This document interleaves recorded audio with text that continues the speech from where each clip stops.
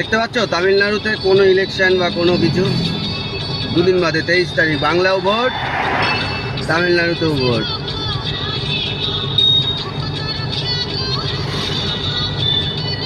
বাংলায় মারামারি, খুনোখুনি, গালিগালাজ,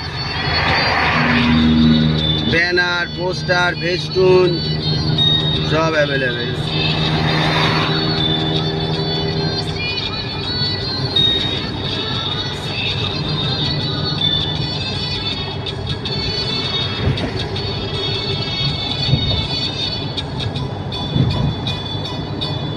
আর এখানে কিচ্ছু নেই।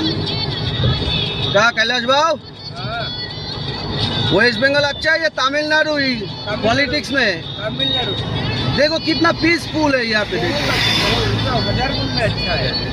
रास्ता घाट देखो कितना साफ सुथरा है। अरे रास्ता घाट साफ सुथरा है वो नहीं मैं बोल रहा हूँ, वो भी चलो ठीक है, डेवलप नहीं हुआ, थोड़ा बहुत इधर उधर खमती है वो मान लिया, लेकिन इलेक्शन के बाद जो पॉलिटिकल मर्डर होता है यहाँ पे नहीं होगा, यहाँ पे नहीं होता है।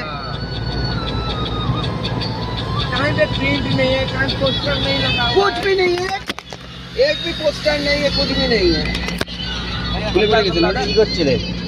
ওটা কিছু করছিলাম না,